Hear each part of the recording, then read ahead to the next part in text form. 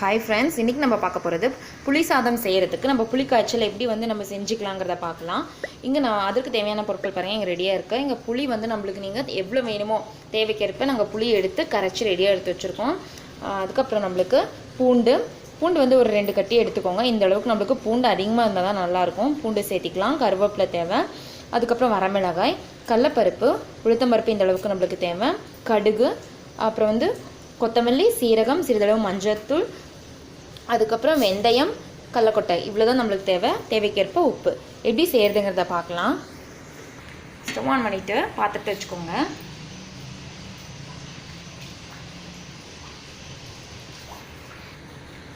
Friends, நம்மளுக்கு புளி காய்ச்சல் நம்ம ரெடி பண்ணுறதுக்கு முன்னாடி நம்ம இது மாதிரி நைஸாக பொடி பண்ணி எடுத்து வச்சுக்கணும் பொருள். நம்ம வெந்தயம் ஓரளவுக்கு போட்டிருக்கோம் கொஞ்சமாக. அதே மாதிரி கொத்தமல்லி சிறிதளவு நம்மளுக்கு தேவை. அதுக்கப்புறம் நம்மளுக்கு சீரகம் இந்த அளவுக்கு நம்ம போட்டுக்கலாம். இதெல்லாம் நல்லா நைஸாக நம்ம பொடி பண்ணணும். நல்லா வறுத்துக்கலாம். இப்போ நம்ம இந்த 3 பொருள் தான் நம்மளுக்கு தேவை. ரொம்ப ஈஸியாக நம்ம வீட்டே ரெடி பண்ணிடலாம்.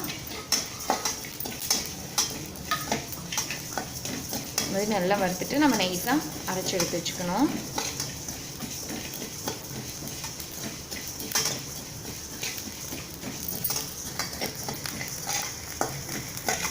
நல்லா வறுத்தாச்சு. இப்போ எடுத்துக்கலாம். இங்கே ஒரு தட்டத்தில் போட்டாச்சு நம்ம வறுத்ததை. இதெல்லாம் நல்லா சூடாக ஆறுனதுக்கப்புறம் நம்ம மிக்சியில் போட்டு நைஸாக நம்ம எடுத்து வச்சுக்க வேண்டியது தான். அதுக்கப்புறம் நம்ம பாத்திரத்தில் நம்ம எண்ணெய் ஊற்றிக்கலாம்.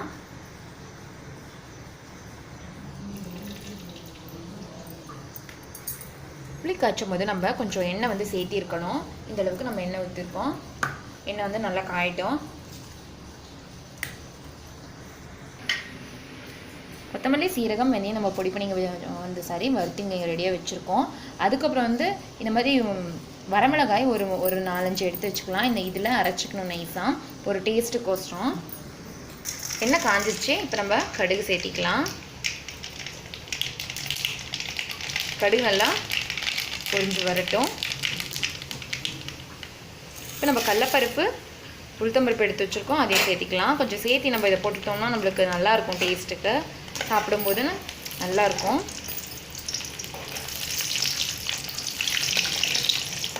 கோவிலெலாம் இந்த மாதிரி தான் புளியோதரை செஞ்சு தராங்க. செம்ம டேஸ்ட்டாக இருக்கும். கண்டிப்பாக உங்கள் வீட்டில் ட்ரை பண்ணி பாருங்கள்.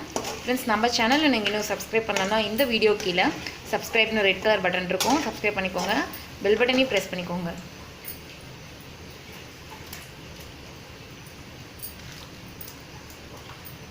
இப்போ நம்ம எடுத்து வச்சுருக்க பூண்டு, கருவேப்பிலை சேர்த்துக்கலாம். பூண்டு ரொம்ப நல்லது உடம்புக்கு. இந்த மாதிரி நம்ம புளி காய்ச்சும் போது பூண்டு சேர்த்துக்கலாம் அதிகமாக.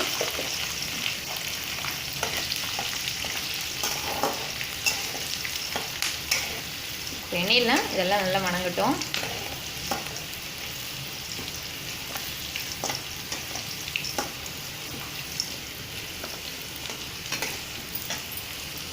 இப்போ நம்ம கடலக்கொட்டை சுத்தம் பண்ணி எடுத்து வச்சுருக்கோம். அதையும் சேர்த்திக்கலாம். காரத்துக்கேற்ப மிளகாய், வரமிளகாய் அப்படியே முழுசாக போட்டுக்கணும்.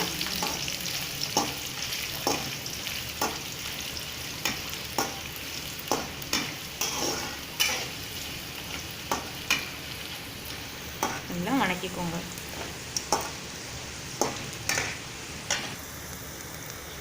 வணங்கிடுச்சு. இப்போ நம்ம புளி கரைச்சி ரெடியாக எடுத்து வச்சுருக்கோம்.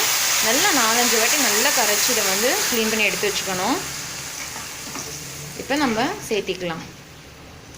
புளி உங்களுக்கு எந்த அளவுக்கு நம்மளுக்கு புளி காய்ச்சல் தேவையோ அந்தளவுக்கு புளியை ஊற வச்சுட்டு இந்த மாதிரி சுத்தம் பண்ணி எடுத்து வச்சுக்கணும்.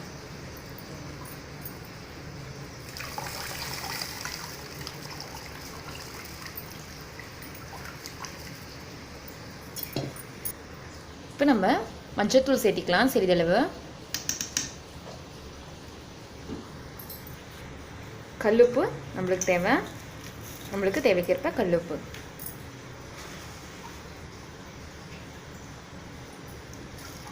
போட்டு நல்லா கலந்து விட்டுக்கோங்க.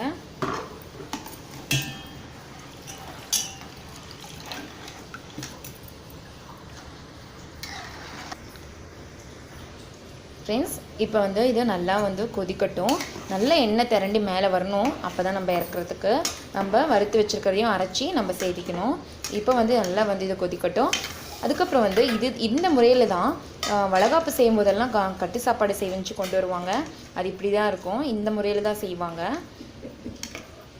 நான் சொன்ன மாதிரி கொதிக்கட்டும். நீங்கள் வந்து இந்த மாதிரி செஞ்சு வச்சுக்கிட்டிங்கன்னா ஒரு அவசரத்துக்கு நம்மளுக்கு குழம்பு இல்லைங்கும்போது நம்ம இந்த மாதிரி சாப்பாடு செஞ்சு உடனே பெரட்டிக்கலாம். வந்து இந்த மாதிரி செஞ்சு வச்சுட்டோன்னா கைப்படாமல் வச்சுருந்தீங்கன்னா ஒரு வாரத்துக்கு நம்ம யூஸ் பண்ணிக்கலாம். இன்னும் ஃப்ரிட்ஜில் வச்சுக்கிட்டிங்கன்னா இன்னும் அதிக நாளே நம்ம யூஸ் பண்ணிக்கலாம். நல்லா கொதிக்கட்டும். இப்போ ஃப்ரெண்ட்ஸ் பாருங்கள், நல்லா கொதிச்சிட்ருக்கு. இந்தளவுக்கு நம்மளுக்கு இன்னும் நல்லா திரண்டு வரணும். எண்ணெய் திரண்டு வந்துட்டுருக்கு. அப்பப்போ இந்த மாதிரி அடி பிடிக்காமல் கலந்து விட்டுக்கோங்க.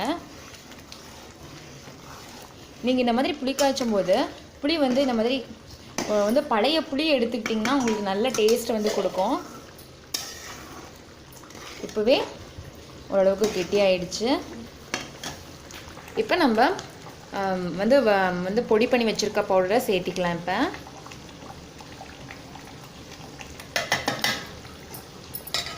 நல்லா கலந்துக்கோங்க.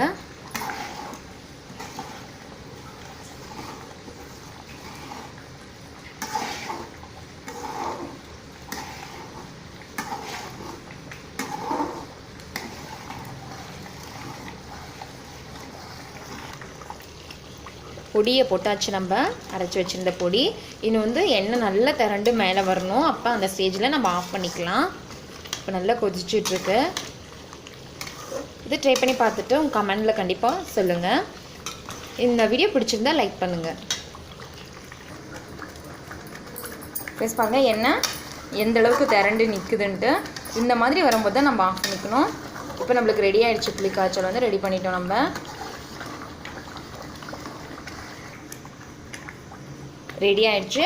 இதை வந்து நம்ம கைப்படாமல் நம்ம தனியாக ஆற வச்சதுக்கப்புறம் நம்ம எடுத்து வச்சுக்கலாம். சாப்பாடு வடிச்சிட்டு இதை வந்து இதுவும் ஆறி இருக்கணும், சாப்பாடு ஆறி இருக்கணும். அதுக்கப்புறம் நம்ம வந்து இதை வந்து பெரட்டிட்டோம்னா சூப்பராக இருக்கும். எப்படி செய்கிறது புளி சாதங்கிறத நம்ம கண்டிப்பாக ஒரு வீடியோ வந்து போடுறேன், பார்க்கலாம். இதே முறையில் நீங்கள் கண்டிப்பாக ட்ரை பண்ணி பாருங்கள். தேங்க்யூ.